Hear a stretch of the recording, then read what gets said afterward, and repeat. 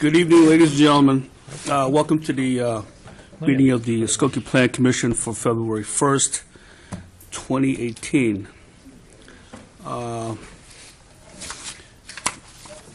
Let me start by calling the roll. Commissioner Mitchell. Aye. Commissioner Quain. Aye. Commissioner Scott Berman. Aye. Ms. Valages is absent. Commissioner Paradise is absent. Commissioner Luxpati is absent. Commissioner Jeff Berman is absent. Commissioner Merrick. I won't say aye, I'll say here. Thank you. And I am here. So we have 5 members present, which constitute a quorum. Let the record show that we will have a quorum tonight. First order of business is to ratify the minutes from the last meeting. Scott Berman, Commissioner Merrick, all in favor say aye. Aye. Minutes have been ratified. Thank you. Before I begin, let me just say that the Skokie Plan Commission is an advisory board to the Board of Trustees, and the decision that we make tonight is strictly an advisory one to the board. Our decision tonight is not final. The board will hear this case at some time in the future. They meet on the first Monday and third Monday of every month. Okay, first case tonight, this case 2017-59P, site plan approval with the related case 2017-60P, special use permit. Counselor, is there notice and order? Notice is proper and correct. Okay. And do we have a representative from the petitioner? Good evening. My evening. name is Lawrence Friedman. I'm the attorney for petitioner. Again, can I have your name again, please? Lawrence Friedman. Thank you. Firm of, should we give you all the information or just the name? I just didn't hear it. Oh, okay. Just speak into the microphone. Okay. Thank you. I'm with Is the there firm. before we start, is there anybody in your group who will be giving testimony or make comments? Okay. There'll be 2 of us. All right. Okay. Do you affirm that the testimony you give tonight is the truth, the whole truth, and nothing but the truth to help you? I do. Thank you. Proceed. Thank you. Lawrence Friedman, Ashiana Friedman and Logan, 77 West Washington Street in Chicago, and I am the attorney for the applicant, Congregation Ortora. I think initially what we'd like to do, Mr. Chairman, is have our architect run through the site plan with you. Mark, go ahead. Introduce yourself too, please. Yeah. I'm Mark Amstetter, principal of Amstetter Architects, and I've been commissioned to work with the congregation to design a remodeling and expansion of the synagogue. We've been before you before with different plans. This one is a new plan which stays pretty much within the existing site without expansion to the east. There's a approximately 12,000 square foot expansion on the west side of the building that's taking down what was the Poochie's hot dog stand and expanding that area to create a second minyan, classrooms, and support spaces for the congregation.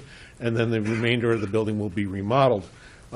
We are making some adjustments to the site in terms of the parking so that we can maintain a parking requirement based on the size of the social hall as an alternate to parking, given that this is an Orthodox congregation who do not drive to their congregation on Shabbat or on holidays.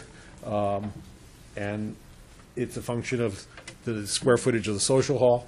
There will be sufficient, there's an analysis of the parking in the staff report that this now meets the alternate requirement under a special use, and that this site plan has been reviewed.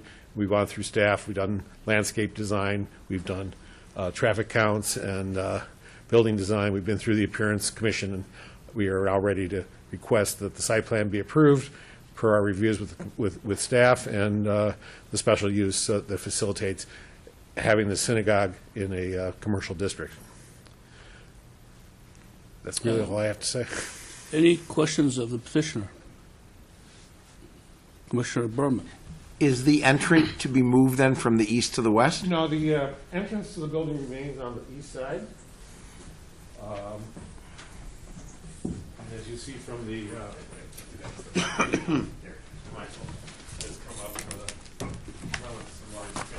Your mark is on the east part of it, yeah. right. The main entrance is And Hamlin. and Hamlin on the east side, and there's an addition of a large canopy for storage of buggies and drop-offs on non-activities.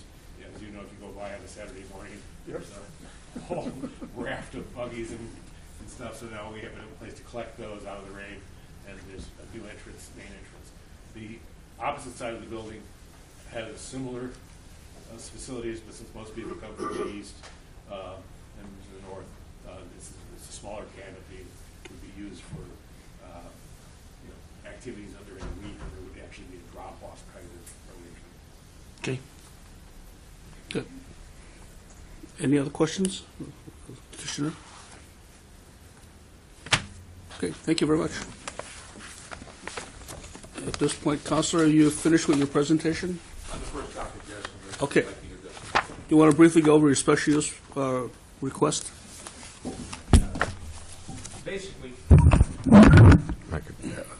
Basically, it's as a result of the fact that the parking traditionally has always been recognized as being less than the code requires, based upon the fact that it's, as indicated by Mark, it's a function of the seating capacity of the sanctuary, which is going to be used, and it's going to achieve capacity on the Sabbath and on high holidays, when, because this is an observant congregation, people walk. The amounts that are requested to be considered in the special use to reduction, which is addressed very, very appropriately in the parking analysis worksheet that staff did, are commensurate with the recognition of these reductions that you've done on prior amendments on this particular use. Any questions to the petitioner on the special use? No, if I can ask one more Yes, question. sure. Going back to that other drawing, you've already been to the Appearance Commission. Could you describe, and I know that they've approved, and it looks fine, and it's great to coordinate the entire building that hasn't been coordinated previously. Could you describe that for us briefly, that new Yes, coordinated shell? It starts on the east, but it wraps all the way around on Dempster. Right. As you know, the building was a converted men's clothing store, and the front of the building has a mixture of activities from a rubble stone to brick to infills, new brick. Then you go to the glass storefront of the old hot dog stand building. What we are doing now is cladding the building in a stone panel. It's a Casota stone out of dolomite limestone out of Minnesota that looks very similar to Jerusalem stone. We're massing the building as and making sure that the east and west side of the building have a similar approach. It's a very long building. It's not a building that you experience at any great distance. You can't get far enough back to take a look at that south elevation unless you want to be in somebody's living room 2 blocks away. So what we're trying to do is make sure that we have a consistent, high-quality institutional appearance to the building. The spaces along the Dempster Street elevation are classrooms and sanctuaries, and Adafiomi, which is a library study facility. These are areas where there needs to be some security control and protection from the roadway, which is immediate and abrupt. So there are very few windows, or if the windows that we do have are up high, to provide some safety and get light into the building, but not to offer, people right up front onto the highway. The elevations at the east and west side are an inviting new look for the building. It's I think a strong institutional look and sort of bridges between a traditional and a modern building. Thanks. You're welcome. Any other questions? If I can add one thing, because I know Yes. you'll ask me anyway, Mr. Chairman. We have read staff recommendations of all the conditions, and we are in agreement with all of them. Okay, very good. Okay, at this time, I'll ask staff to present its report. Chairman, I request that both staff reports for 2017 59P and 60P be submitted into the record as presented. Granted. All right, so the site plan approval case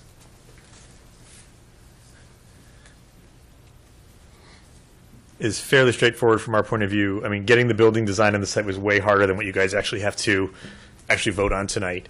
So the long and short of this is the building that currently exists is in approximately this location.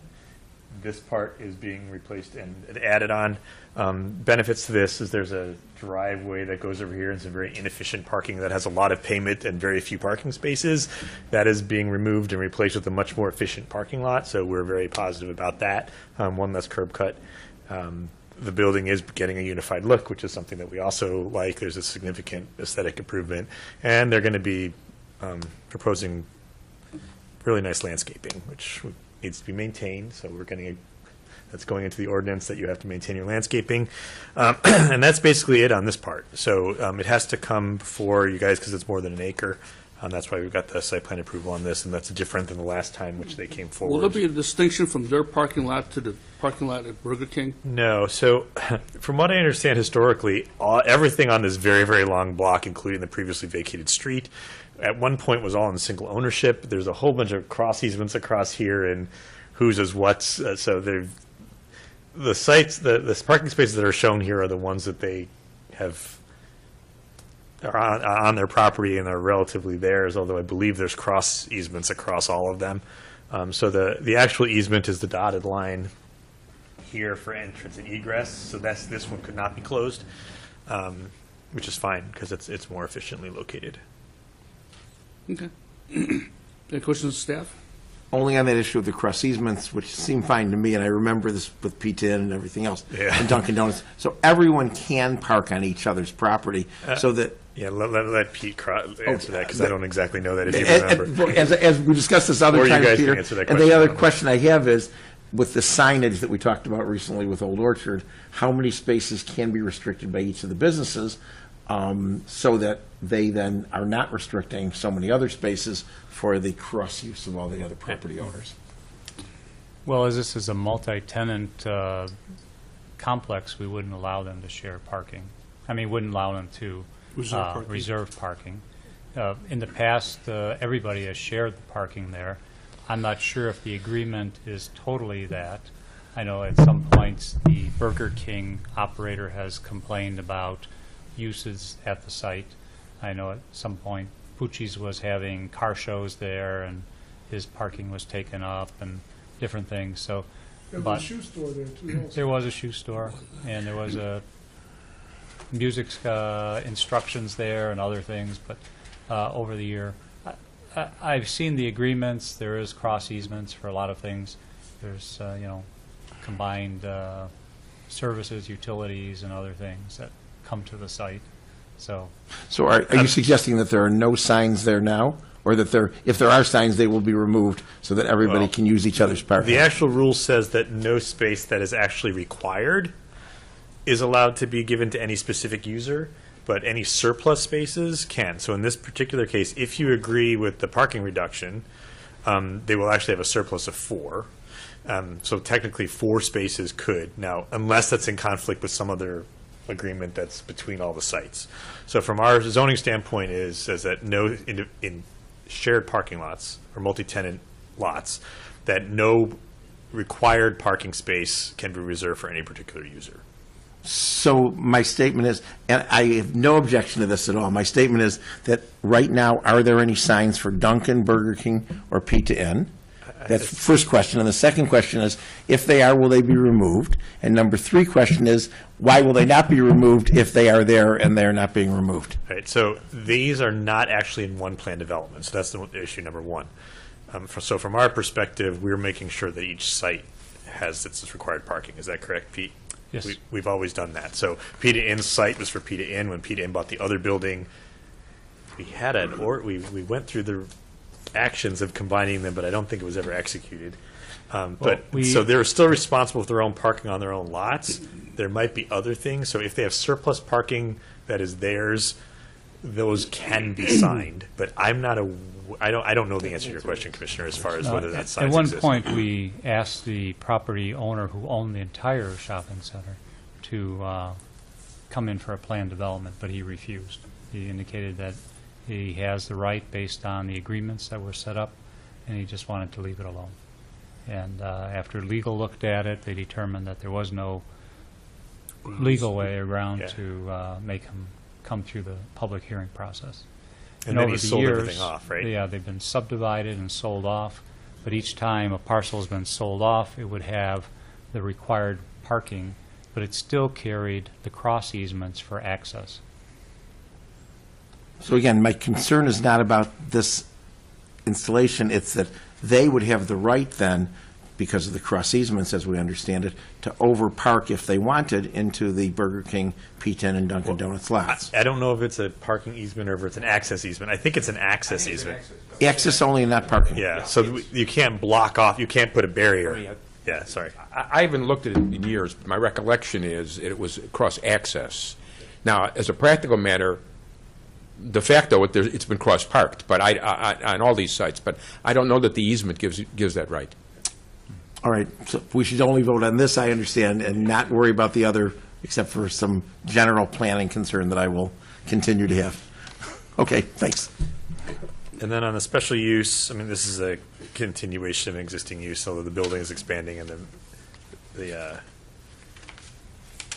religious assembly areas are increasing.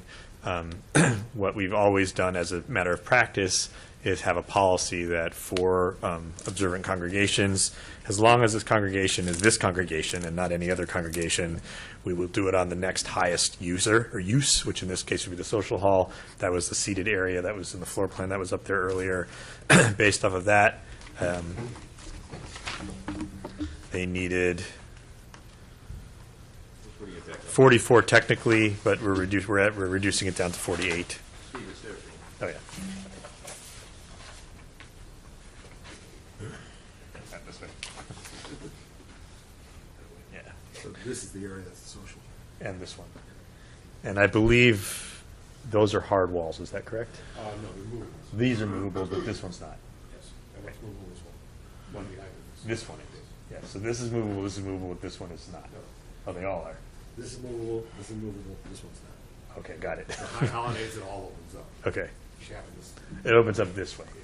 But it's only the banquet facility that Right. creates the parking need. It's now arranged that the banquet facility can't be bigger than that. So we've agreed that that was going to be the size of it. And remind us, please, of what the banquet facility to parking ratio is. It's 1 per 100, just like a restaurant. Feet, Yep, not seats. not Okay. seats. Okay, great. So we did put seats on here also in this particular case because as a condition of this, that we don't want this to get also overpacked.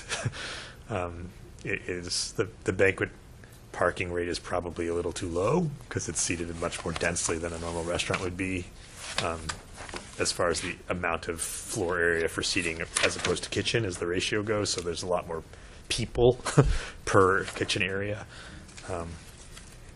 At any rate, so that's it for that. So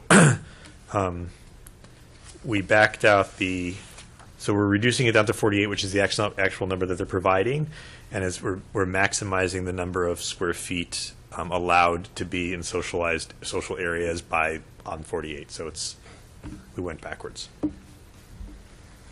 And the reason why it's 48, 49, because at 49, 850, it would be 49 spaces. So.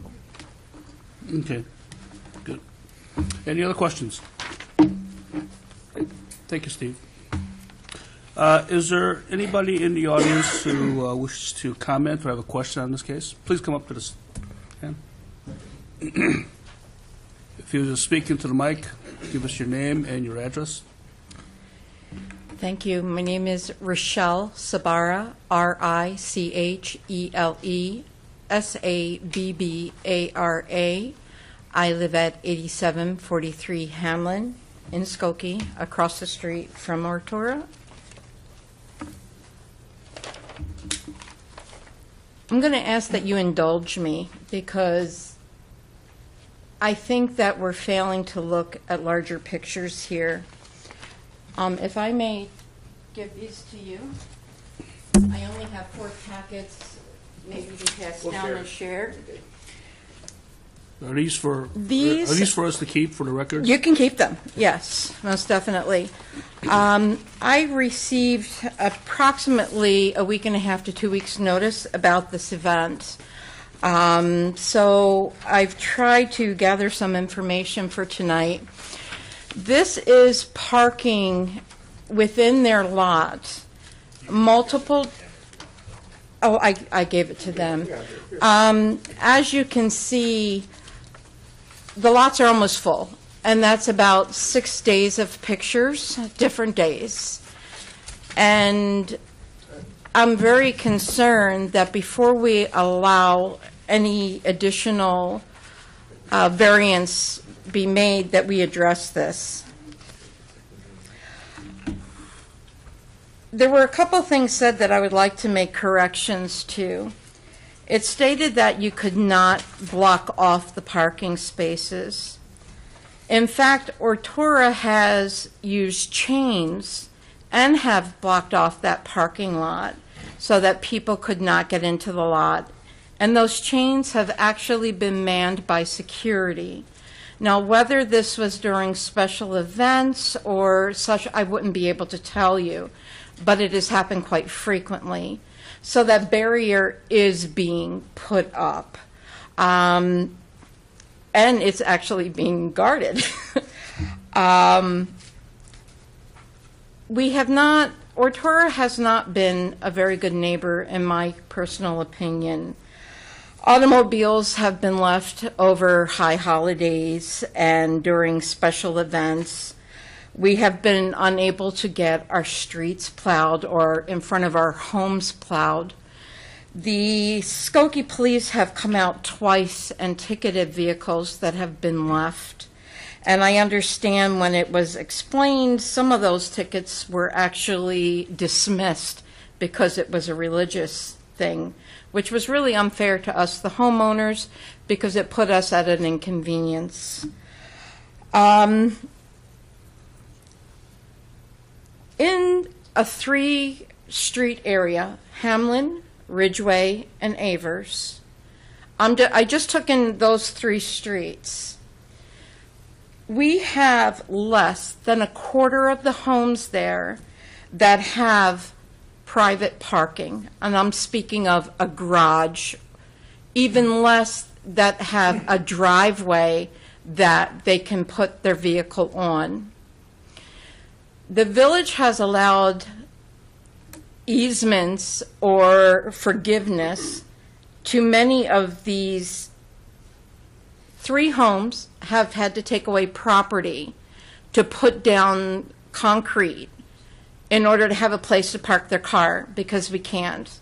We allowed the Chicago Exotics, 4 businesses, actually, that I'm aware of, and I'm sure if I was given the opportunity to look deeper, I would find more, just in this one section, that have been allotted to have their businesses without proper parking.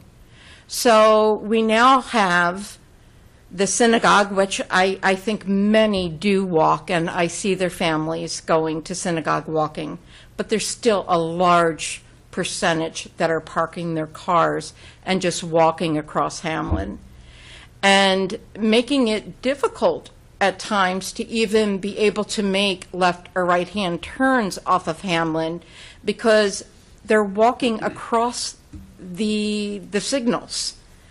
So it becomes a dangerous situation even with that. Now, in the past, we heard that they had owned the building that was next to them where the bread, they had a couple rentals. Those businesses, when I went and looked, have exactly 6 signs that says that you're not allowed to park there during business hours. Well, where are their patrons going? They're coming onto our streets and parking. You have Congregation Ortora, who wants to expand, and I think it's wonderful to be able to offer more. But then we have another congregation that's on the opposite side of the bread factory that has gone out of business. A strip mall that has 2 large organizations. It's a library, a meeting hall, and then you have, here we go, you have 15 spots, parking spots. Out of those 15 spots, you have 13 stores, 2 congregations. Well, last time I heard, Well, the village provides the village parking lot where this overflow will go. These are pictures of the village parking space, which has turned into parking of business vehicles. We have over there right now 8 cabs, 9 business trucks, and 5 cars in disrepair, leaving only a handful of parking spaces if you want to go to any of those 15 stores. Now, mind you, the people who actually work there don't even have parking spaces. So if they take up those parking spaces, that lot's gone. I just think all these variances that are being provided are not fair to the homeowners. We really need to address that. And from what I saw, I can't agree with just this parking. Yes, there has to be a place for the buggies. It should be safe. I can agree with the canopy being put over. But now we've just lost those parking spaces. We're coming back to this area. I think maybe we're just kind of outgrowing the area. And we just can't assume because it's a religious organization or there's a belief system in place that it's obeyed. So I would just like some consideration. So your concern is not necessarily about this petitioner, although it's part of it. Your concern is about your entire intersection. This petitioner, the former Sara Lee site, the Exotics site, the public parking lot a half a block to the east, all of that as one whole is not working. And it's not working because everything has created more and more of a problem. More of a need. And what I'm looking with Ortora is that they're doing an expansion here and beautifying the building. I'm all for it. It looks wonderful. However, we're still not addressing one of the beginning problems that we had here. We're allotting them to expand. You've come out. Now we have the banquet hall with removable walls. So what's going to prevent those walls from actually moving? Are we going to start opening it up for the congregation to house bar mitzvahs, bat mitzvahs, birthday parties? You're becoming larger. You want to utilize that space. You want to keep your congregation there. And I think it's just honest. You have all of these businesses that we're allowing to come, and we're saying, okay, we're going to give you this favor. We're going to give you this favor because we want the businesses here for the village of Skokie. But the homeowners are the ones that are suffering, and we're not getting any help. You know, how many times do we have to pull the police department in so that we can get plowing done or we can get parking? My house was built with an easement. Didn't know it when, I got it secondhand. There's no place on my property. I cannot put a garage. I cannot get additional parking. I depend on that. Why should I have to park 2 blocks down to get into my home, or my husband who's handicapped to have to make him come that far? And so I think if we're going to allow something like this, let's fix the first problem before we create a bigger problem. You know you're going to have more use. You're becoming more desirable to the community.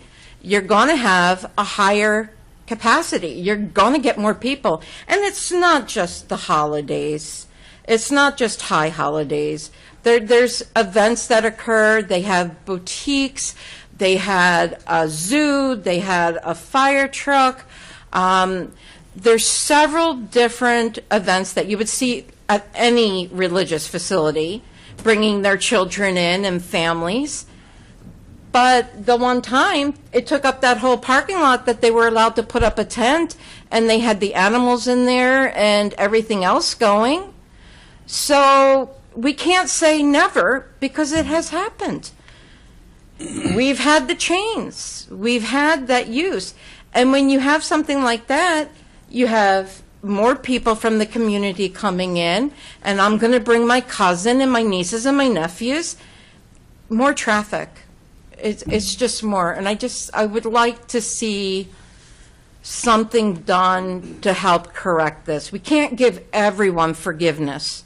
And that's my basic reason for coming here today. Okay. Because I've gotten some nasty looks and some very foul language when we've requested people not to park in front of our house to walk across the street.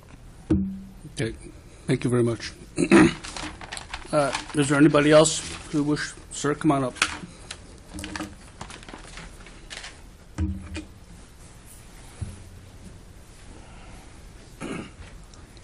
Yes, can we have your name and address? My name is Arnie Levitan. I live at 3750 Enfield. So I'm a neighbor. I'm a member of the local observant Jewish community. However, I am not a member of this congregation.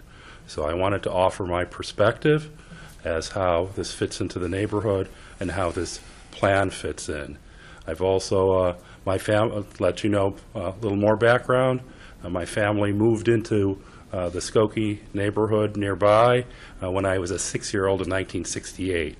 So I have observed a lot of the historical changes in the neighborhood, and my bottom line statement, and I can give a lot of detail to it, but I don't want to take everyone's time, is this congregation has been very much an asset to the community, an asset to the property values, and the draw to be a homeowner and be in Skokie and be in this neighborhood. I view the details of this plan as being essentially neutral to the usage. And I could go into more details and address my neighbors' concerns. I'd be happy to visit with you and discuss some of them. And we certainly do agree with a fair amount of your concerns. Some of them we'd like to. Sir, could you speak? Excuse me, sir. We would like to explain some of our usages and practices, which may still appear to be unusual or foreign to those that are not participating in them. Essentially, the buggy area is an open, uncovered area. It was not parking spaces before. It will not be parking spaces now. That's a neutral activity. The spaces on the west side are existing, and as we discussed earlier in the meeting, with a very similar usage. This project is enclosing the inefficient area of the different properties that combined as this synagogue has grown. The activities are essentially planned to be the same. The movable walls are not part of the changes, to my understanding. When they have a bigger attending crowd, this is on walking-only days, and this is when they're opening the movable walls. The other events that are not overlapping with the religious events, you don't have two crowds coming at the same time. So I don't feel like that's a big event.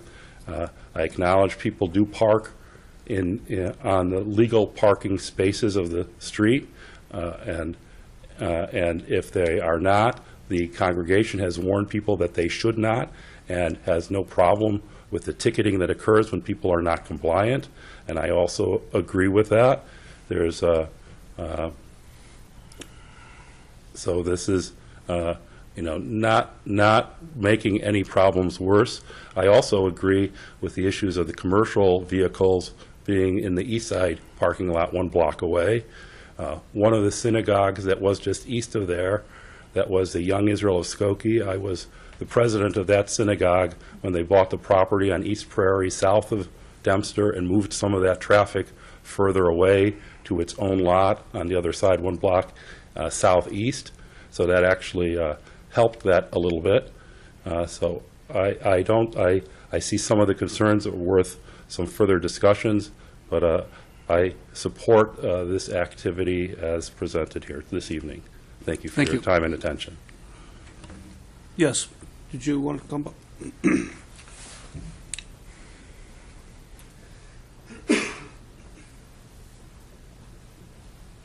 Hi, good evening.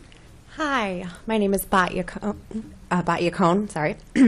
I used to live at 8736 Hamlin Avenue from 2000 to 2008, and then I moved to 3801 Enfield Avenue, directly behind Ortora. My fence actually borders their fence. And I do want to say that, I want to start off by saying that I am not a member of Ortora myself. I belong to a different Orthodox synagogue within the area. Having lived both south of Dempster and now north of Dempster, definitely south of Dempster, the parking, I think, Rochelle's right. Sometimes the parking is a little tight. There are less people with driveways and garages. But I do want to say that in the 8 years that I lived south of Dempster, again, right across from Ortora, right near Rochelle, there were very few times I felt that I could not park in front of my house due to events happening at Ortora. Actually, sometimes, as I recall, there were events down the block that sometimes caused a backup where I had to park further. It was no different than that. In terms of snow days, maybe because I too am an observant Jew, it was actually nice. I understand the snow removal issue with being parked, it's over 2 inches of snow and not being able to move the car. I did feel like most people tried to get out of there as soon as they could so that the streets then could be plowed clean. Certainly living now right behind Ortora, I have found Ortora to be a very positive neighbor, very much in communication when there are things. A lot of the members who I will see running to and from synagogue to various events as I'm walking in and out of the house will ask me, is it okay if I park here? Am I too close to your driveway if they see me as I'm walking in and out? I have even on those rare occasions where maybe perhaps there's been a more major event, God forbid a funeral or even a high holiday, I've had people ask if they could park in my driveway because they know me and know I'm not going anywhere during those days and times either. And I've really found the communication to be quite positive and find them to be very good neighbors, especially as we share some sidewalk. Usually whoever gets there first seems to help plow the Hamlin side, so I'm very pleased to have them, and I definitely am looking forward to it looking more like a cohesive building, aesthetically speaking. Good. Thank you. I have a question for staff. Yes. About how many letters went out to residences that we sent, approximately? Even notices? Notices? Well, it had to be 250 feet from the property, and it went to all property owners, not renters, unless they were on a site. If there were renters on the site, they would have also been notified. Just approximately. 47 pins. How many? 47 pins. Thank you. Paul? Yes, Mr. Quinn? Steve, will you address the commercial parking? Or can you? I don't know The, whether or not the village lot and, All right. So what's that about? as far as variances, I'm not sure. I know that there was a parking study done before I got here, so it's a fairly old when they did create some parking lots in that area. There are some grandfathered percentages. So for certain buildings, if the use goes from, even if it was a legal non-conforming use to another legal non-conforming use for parking, they don't need to provide additional parking spaces. It's only when there's a marginal use. That's pretty standard among all places because then spaces would never get filled. As far as commercial use of the lot, I'm going to skip that right now and let Peter do it, but I do want to address one other point, which is kind of related. The conditions on the special use permit, which includes the variance for parking, are very clear that they cannot, under any circumstance, have more than 262 seats, nor can that social area be more than a certain number of square feet. Violating that or going into a different area would actually be violating the law. From the parking perspective, the parking lot should never be used for anything else other than parking. Those are required parking spaces. So if it's not a religious holiday or Shabbat, you cannot put anything on those parking spaces because now you're taking required parking. So I don't know if an event happened, and if you got a permit for that, because anything that goes on outside you have to get a permit for, but you cannot do anything in a space that is a required parking space. So I just want to be very clear about that moving forward, that it would be, if it was occurring in those circumstances, that's a legitimate concern. And Pete, do you want to address the commercial parking of vehicles in the village lot? Well, the commercial parking lots were created. Before you do that, we're talking about the lot that's at East Prairie and Dempster. Yes. Is that what you're talking about? Okay, thank you. Well, actually, there were 2 parking lots created in the area. There might have been a third, but I believe it's 2. And they were created after or as part of our East Dempster Street program that happened in the early 80s. And at that time, people were backing out of businesses into Dempster Street. In order to correct that problem, and we eliminated the backup parking, we created the parking lots, we bought several buildings and created the parking lots. There's some areas where just to the east of Ortora where there are drives and parking, and those were also areas for backing out. So those lots were basically there to bring all the shopping areas up to a minimum of 1 space per 300 square feet. Now, there are some areas that have a greater parking requirement or availability than that, but that was the goal of the program. Some of the commercial parking in there, the taxi cabs, that's part of the village allowing them in there because of an agreement after ordinance was passed that taxi cabs and other commercial vehicles could not park in residential districts on the street. And so that was an allowance that was made because it was determined that it would be unfair to prohibit them from using, their livelihood, basically. But they have to actually have a permit for that, They have to have a permit, and there's, so many of those vehicles are in those lots. As to the other ones, I'd have to check on it. If we issue those, that comes up regularly. If you're allowed to park a commercial vehicle in a district, then you can park them in a village parking lot. If you're not allowed to, then you're not allowed to. And so that happens throughout the community. So following up on that, there'll be other questions in a moment, but in that commercial lot that we created, is 24-hour parking allowed? I know overnight parking of taxi cabs is not only allowed, but requested. It's something that we want them to do. But I think one of the complaints was that there's parking where trucks are just there. Trucks and cabs are there all of the time. Right. I don't know. We would have to look into it. I know in the downtown there are certain lots that are time restricted so that there is a turnover, but there are other lots for long-term parking which have no restrictions. Again, ones where taxi cabs are allowed. Okay. One other question. Now, back to this issue that I was beginning to ask before, but was never fully answered about cross easements of parking. If there were then this big event, would there be anything to prevent the excess parkers from parking in the Burger King, Dunkin' Donuts, and Pizza Inn lots? Right, so it sounds like that if they don't have a parking cross easement, then they're not parking on their own property, so they should not be doing that. The other cars could technically be towed. If there is no parking cross easement, they could technically chain off their lots. However, they cannot chain off across the easement.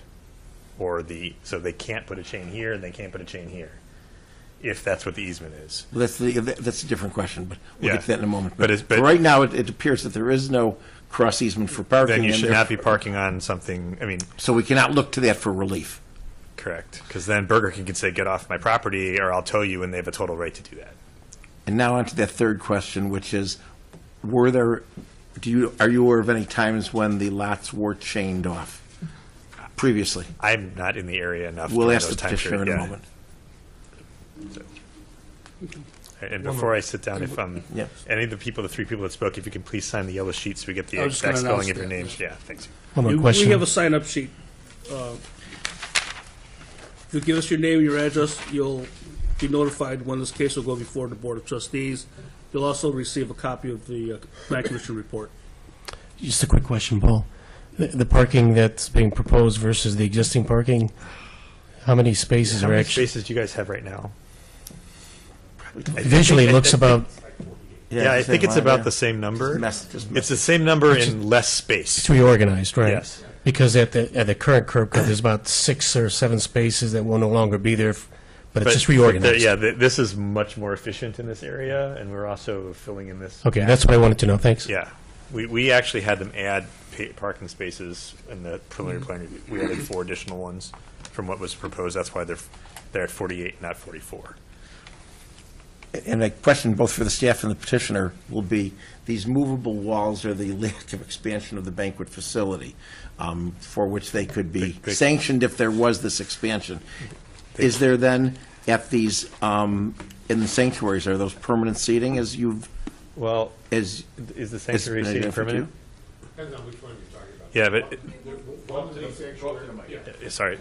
So the two, my two questions for the petitioner and the staff are, number one, are One the of the sanctuaries? sanctuaries has totally fixed seating and all pews.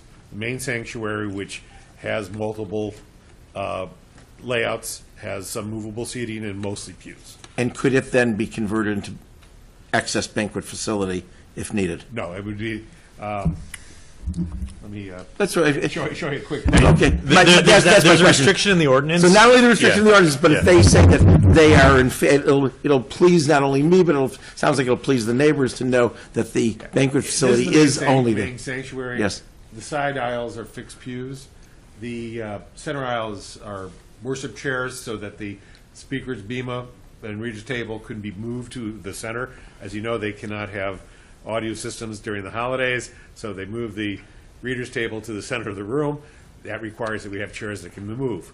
But That is not going to be a it's not banquet going to be used facility. as banquet space. You wouldn't open the door and have tables sitting in the middle of the sanctuary. Understood. And then the new sanctuary that's to be built, It's fixed. fixed also, Yeah. fixed seating. And Okay, it has good. no movable partitions. Okay, and that was only one question. Then the other question is, were there times in the past where you chained the parking lot, and will that be a practice that will not be done in the future?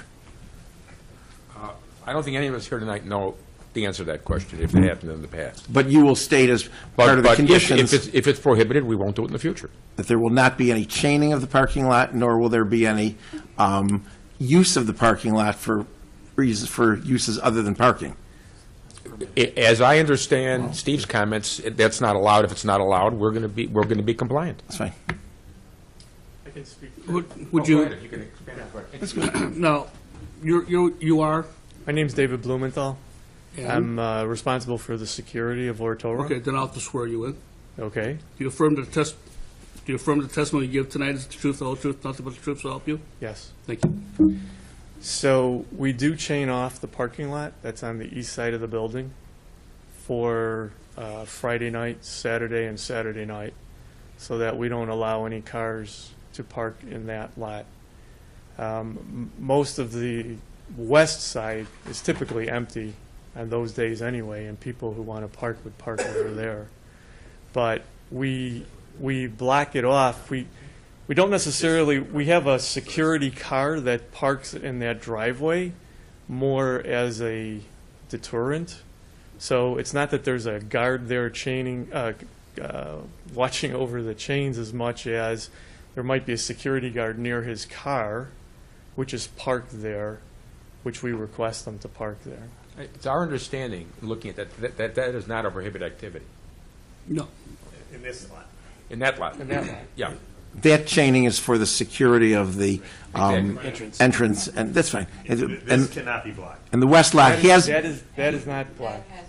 but- In the past, in the past, there has been occasions when we have chained it so that we limit the cars from going through there because there's typically kids walking around there. In the last, I'd say 2 years, I don't believe we've chained it. Maybe even 3 years, we have not chained it. and you will not be able to in the future as. And as we are, said. well, it won't be there. And that particular entrance is obviously cross easement, so we're not going to chain that. Great, thank you. You're welcome. Okay, Counselor, would you come back up, I think? Yes. We have a couple of questions. Commissioner Surely. Berman, are you finished with the? For now. You are? Any other further questions? Oh, I guess we have asked all our questions. Thank you. Very good. Steve, you have anything to say in closing? So I will, the square footage that is in the condition is based off of the full 48 spaces, which is more than the required. If there is some concern about excess parking, we could keep it the way that it's shown and have it 4,400 square feet or 4,449 square feet, and that would be the space that's shown on the plan, and that it could absolutely under no circumstance go any bigger than that, and that would give them a surplus of 4 from the parking ratio, but still require that they have 48 spaces, but restrict the space to the space that they're showing so they can't go any further. And that would tighten it up a little bit. But we did, this is, I think, the third time since I've been here that we've had this case before us, and each time, I remember one year we had someone with video cassettes coming in, showing people parking and walking, and I do understand that we don't have control over all people and these things do occur. Staff is fairly confident that the plan works, at least. The rest of the neighborhood stuff, for me, a public street is a public street, but I also understand that we don't have private parking, so that's up for you guys to decide. But that's the one thing that we could offer. If it's a concern, we can reduce that to 4,449 feet. And that is what is shown on the plan. Okay. I think You need to come up and, And I would just like to throw it out there, we would be very happy with parking stickers for our streets. That would work wonderful. okay. I have one question then for staff. Yes. Just to clarify, we do not have any permit parking in Village of Skokie, do we? Yes. Oh, yes. We do. Train station. They're mostly by event areas or by the train station. Or limited parking, or So- time parking. There's one that is on the west side of Dempster Station. There's one on the east side of Dempster Station. There's one in the Kenton area between Oakton and Maine. There's one because of when Oakton Community College didn't used to have its own enough parking. The southern half of that neighborhood and then the northern half of that neighborhood was more for the train parking. Yeah, I think it's like maybe There's three or four six total, I streets. think. Yeah, east But- of Skokie Boulevard. Yeah. 3 or by 4 the streets Oakton- east of the boulevard. But they're all very specific to. Oh, and then there's one by Niles North High School. And where east of Skokie Boulevard were you mentioning? It's in the multifamily district between Maine and Oakton. So there's quite a few that I didn't know about. But these Yes. are areas that are really underparked. So the one, we did do a parking study, although we didn't do anything with it afterwards for the area around the Dempster Swift Station, because they all voted one block. They're one sticker, but then it's a block-by-block set of restrictions, and it's really kooky and chaotic. So we wanted to, we're trying to make things more consistent, but those are in very extreme circumstances. Let me say that I think we'll make the neighbors happier if we at least say that we will look at this in this area as an obviously high-traffic area with no one single user, it sounds like, not this shoal nor any other single user, but as the neighbor brings up, there's so many uses possibly that we are overusing the residential streets adjacent. So I'm not saying that we're not No, going to... our general policy is to not use this tool. There's a broader. That's right, but we've used it now 5 times, it sounds like. For I think really it's- I think it's specific too parking broad of a use. situations because of long-term, all-day. I'm not saying, I'm not Right. voting based on us doing No, it. I I'm just saying, understand can we look at that? Or you will not allow me that? Commissioner Mitchell?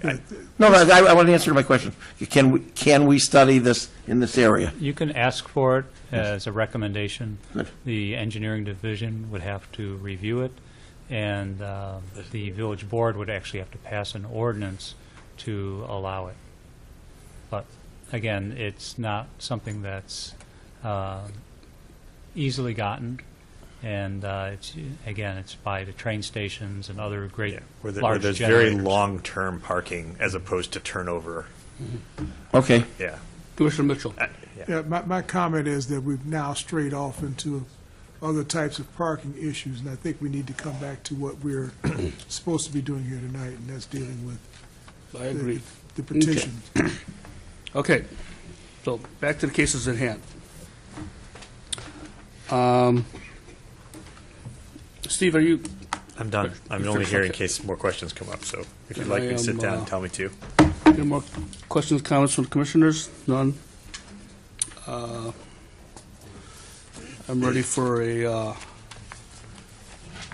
on case 2017-59P, I'm open for a motion. Commissioner Mitchell? Move to To concur. approve? Approve. To approve. Thank you. Second, Commissioner Merrick. Okay. Oops. Call for the vote. Commissioner Mitchell? Aye. Commissioner Quinn? Aye. Commissioner Scott Berman? Before I vote aye, I would like the staff, not with a formal recommendation of the board, but I would like the staff to look at this area with the possibility of there being a further recommendation. But I am going to vote aye because I think this use is a good use, but I am seeing a tipping point possibly being reached in this area. Aye. Okay, Commissioner Merrick, and I'll vote aye. In case 2017-60P, special use permit, do I have for motion, Commissioner Mitchell? To approve? To approve, yes. Commissioner Merrick, seconds. Call for the vote. Commissioner Mitchell? Aye. Commissioner Quinn? Aye. Commissioner Scott Berman? Aye. Commissioner Merrick? And I'll vote aye. The motion passes. Now, in closing, I just want to say that I remember a case we had with Ortora many years ago when they purchased the properties across to the east of them. And at that time, we had, I think, probably more complaints about parking. And as I understand, in all the years since, and I've talked to people from the congregation, I've talked to a few people in the neighborhood, that the problem has eased up somewhat, although not perfect. And I don't think it'll ever be perfect, but I think Ortora is making, outreaches in the community to alleviate some of the problems. Of course, there are going to be a few people who do not adhere to that, or for some reason, for their own benefit, they'll just they'll just park where they want to park. But I encourage Ortora to maintain a relationship with the neighborhood, watch the parking, and for the neighbors to, if you have a problem, talk to them first. I'm sure they're more than glad to hear from you. Okay? Okay. Without further ado, anything else before Commissioner Merrick? Let's go on the record. Congratulate you on your pending appointment and for another term as chairman. Thank you. And pending your food. Monday Yes, morning. that's all right. Okay, thank you. Yes, sir. Nothing? Okay. Without further ado, this meeting is adjourned. Thank you for coming.